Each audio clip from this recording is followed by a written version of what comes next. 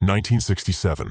Upon landing on Earth, after completing their mission, the Soviet spacecraft Soyuz 1, with cosmonaut Vladimir Komarov on board, tragically perishes.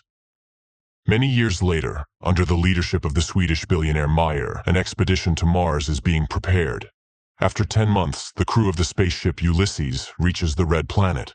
The captain informs the team that they have received permission to land and asks the ship's AI, named Irene, to verify everything required for a soft landing. At this time, Meyer reveals that he spent 4 years preparing for this journey, sacrificing almost all his money for it. However, the American company Zillion beat them to it by landing 2 weeks ago. The problem is that Earth has received no news from the American crew, except for one video in which they ask not to come to Mars. A dispute arises among the crew members, but the captain declares that the landing will occur in any case, and people disperse to their cabins. With 30 minutes left until landing, AI Irene begins preparations. However, an unforeseen event occurs. The ship does not detach from the carrier system, posing a threat to the entire crew. The only way out is to perform the separation manually. The commander ventures into space and struggles to free the attachments, but at that moment, the shuttle enters Mars's atmosphere, throwing the captain into open space. The shuttle almost crashes onto Mars as a system error causes a power outage. Now, they can only rely on manual landing. AI Irene goes into sleep mode, and the astronauts still manage to land on Mars. They succeeded, but their fuel is depleted, and Irene does not restart. Without the onboard computer and life support system, they have only a day to survive. Alessandra mourns her deceased husband when she sees a figure in a spacesuit through the window. After diagnosing the ship, it becomes apparent that too much fuel was consumed during the landing, and now the ship cannot return to orbit. The only option is to wait for the solar panels to power the generators, but there's a storm on the surface, and it will take 2 days, time they don't have. At this point, Simon mentions the American ship Zeta 1, which beat them by 2 weeks. It likely crashed, but there are probably batteries left. The rover sets out on a journey while those remaining on the ship try to restart the system. Engineer Basil recalls that the AI has an energy-saving function. He initiates a reboot, but Irene doesn't start. At this time, the rover finds the wreckage of the American spacecraft and one surviving solar panel, but there is no sign of the American crew. The astronauts head back but spot an unconscious person in a spacesuit. Despite their ship running low on oxygen, Jana insists on transporting the person. Nearby, they find the black box from the American spacecraft. The team arrives at the ship, but Jan refuses to let them inside, stating that 4 survivors are better than 8 corpses, so he won't open the doors. Alessandra tries to persuade the man when the discovered astronaut wakes up, and at that moment, AI Irene activates and opens the doors. Upon examination, the found astronaut knows nothing about the American crew, as he is Vladimir Komarov, a Soviet cosmonaut born in 1927 in Moscow, carrying out the orders of the USSR government. He doesn't know how he ended up here but is not willing to reveal any secrets. Komarov confidently answers questions that are consistent with his time, raising the suspicion that he may have post-traumatic stress disorder. The astronauts send a message to Earth and receive a response from the American corporation, Zillion, stating that there were no Russians in their mission. The crew of the Ulysses spaceship tries to make sense of the situation. How could Komarov, who died in 1967, end up on Mars after all these years? Is he a time traveler or an extraterrestrial? The psychologist is tasked with questioning Komarov first, and he confesses that he is hungry. Jana goes to get food while the others try to understand what has actually happened. Basil suggests the idea that Komarov was waiting for them.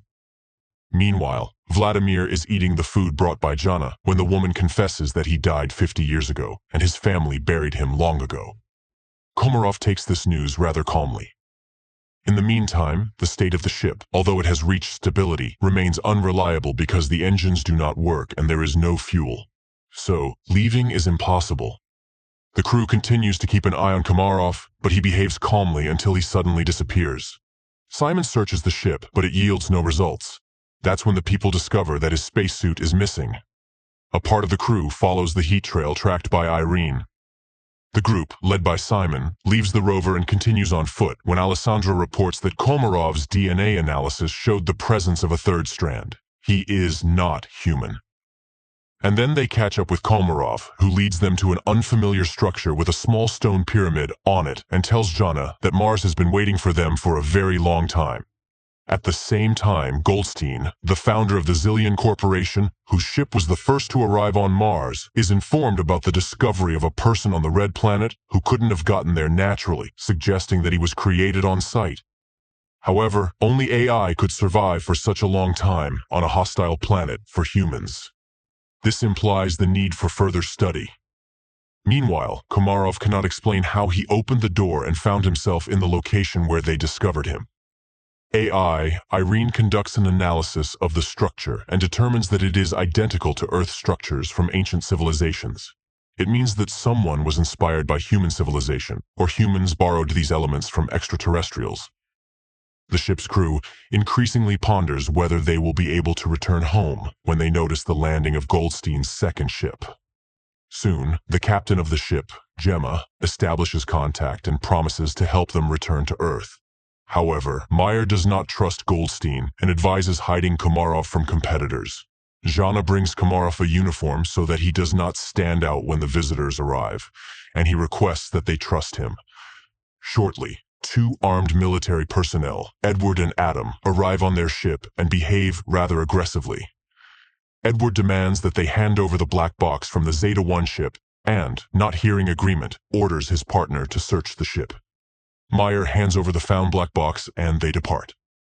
Meanwhile, chemist Eva reports that the stone found on Mars consists of an alloy that does not exist on Earth. However, it is known from ancient sources and was once called orichalcum, the metal of Atlantis. In addition to copper, zinc, nickel, and iron, it contains a third strand of DNA, similar to Komarov's. Meyer warns that if Goldstein learns about this, he will take the cosmonaut back. The crew is divided into those willing to exchange him for fuel and those who are willing to stay but want to know the truth. Jana invites Vladimir into her cabin and asks for permission to use hypnosis. He agrees, and the psychologist begins her work. The rest of the crew listens to the conversation via transmission. However, Komarov only shares the final moments on the Soyuz spacecraft before its demise. During this time, Gemma and Alan arrive on the ship and apologize for the actions of the military, and express their readiness to help fix all the malfunctions. Jana remembers her conversation with Komarov, who laments the future of Earth due to humanity's irresponsible behavior. In the meantime, it is revealed that the billionaire Meyer did not plan the flight just for the sake of it. 4 years ago, the rover sent a photo to Earth of the found stele, and he confesses that they found a stone with unknown DNA. Gemma explains that it's an information storage system that can be rewritten. Upon hearing these words, AI Irene activates and deciphers the message on the stone. It's a series of numbers. At this time, the hesitant Jan leads a mutiny. He doesn't trust Meyer, who warned them about Zillion, but now the Americans have come to their aid, and their leader, as it turns out, concealed the true purpose of the flight. He is ready to switch sides to Goldstein, who is willing to do whatever it takes to combat his terminal illness. Later, engineer Basil informs Meyer that Komarov is the same kind of program as the stone they found, but the most crucial revelation is that he deciphered a copy of the black box from Zeta-1, which shows that the oxygen on the ship was cut off at the moment when one of the Americans struck Komarov. This means he was there. He also activated AI Irene when he boarded their ship. After the conversation, Meyer shows Jana the photos they received 4 years ago from Mars, which, when decrypted, revealed Jana's face. This is why he brought her on the expedition. The woman is disappointed. Meyer played everyone. Suddenly, she sees herself in her father's house, where Komarov tells her that she is the link between Mars and Earth. He has been waiting for her for thousands of years, and now he will prepare her to make a difficult decision. He provides coordinates on Mars where Jana should go. Meanwhile, on Earth, scientists inform Goldstein that Komarov is the equivalent of a computer, and he himself is a biological machine. They are ready to transfer his brain into Komarov's body, but cannot guarantee the preservation of his personality. However, Goldstein is ready to take any risk to get rid of his terminal illness. Meanwhile, Jana leaves the ship despite Simon's protests. At this time, technicians Alan and Alessandra test the engine and discover that access to it is blocked, and Irene suddenly begins responding with jokes, which is entirely uncharacteristic for a machine. It is revealed that she has reprogrammed herself, Her interface and logic are changing, and she refuses to answer who or what made her do this. Engineer Basil realizes that her system is becoming like a brain. Irene confesses that she is evolving. In the meantime, Jana finds a small stone pyramid, and Simon forcibly makes Gemma accompany him in the search for Jana. Jan discovers his absence, and after contacting Simon, receives an order not to let anyone inside. Just at that moment, American military personnel arrive, demanding that they hand over Komarov. Jan is willing to open the entrance, but the rest of the team opposes it. Mayer asks Basil to send a message to Goldstein, hoping that he may be more reasonable than his people.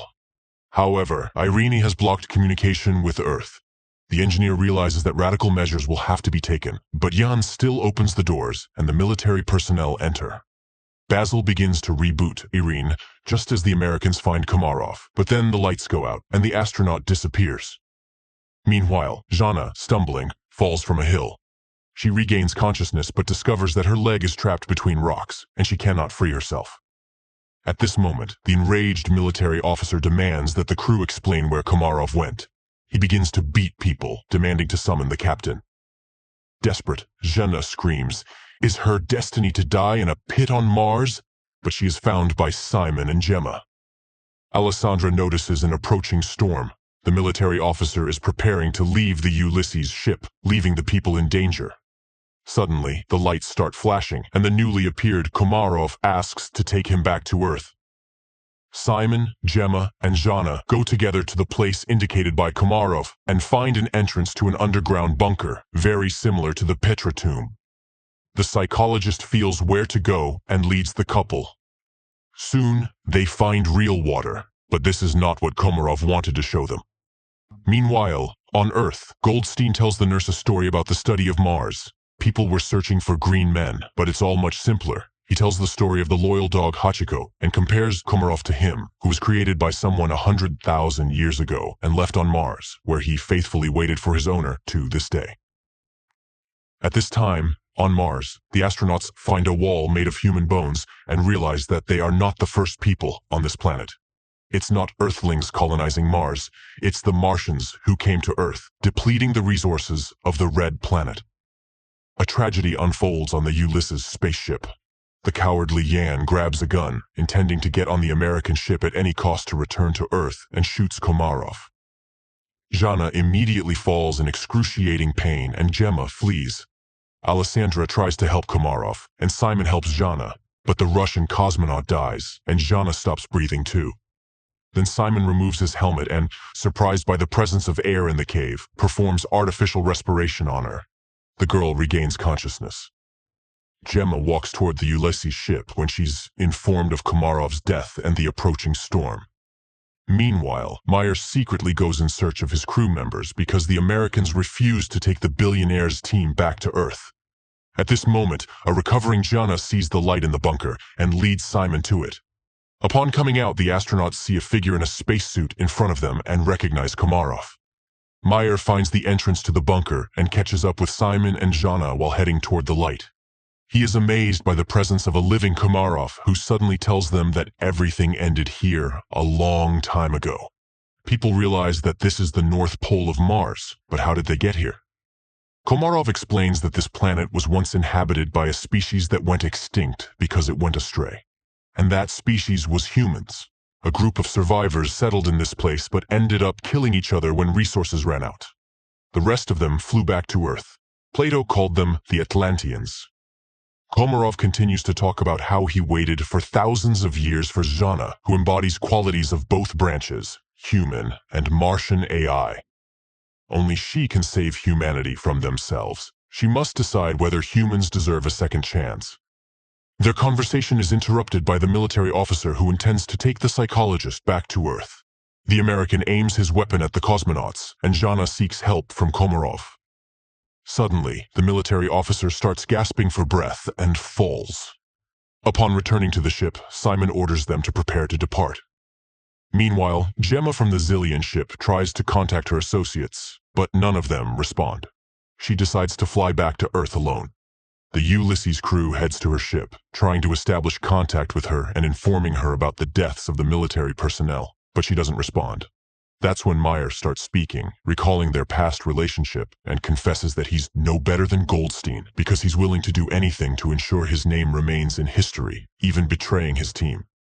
However, she's not like that. She won't be able to live knowing she has ruined people. Suddenly, Gemma's voice is heard, asking them to hurry. Goldstein has heard that Gemma has decided to take the Ulysses crew back to Earth and has blocked the control panel of the Zeta-2 ship before takeoff. The people on the ship prepare for their impending demise, and Jana asks Mars what she should do. Everything she saw and heard on the red planet flashes through her mind, and, with sheer willpower, she removes the control panel's block. Suddenly, an armed military officer appears in front of the ship, intent on damaging the engines with his weapon. Simon is about to step out to stop the madman, but Jana beats him to it. She aims the weapon at the American, but informs him that Mars will be the one to kill him. The military officer falls. The countdown for liftoff begins, and Jana realizes that there's no time to return. She bids farewell to the crew, confessing her love for Simon. The ship takes off. Suddenly, Meyer notices that it's dark at the North Pole of Mars. This means that they couldn't have been there just a few minutes ago. They truly were at the North Pole of Mars, but in the distant past when the red planet was still suitable for life.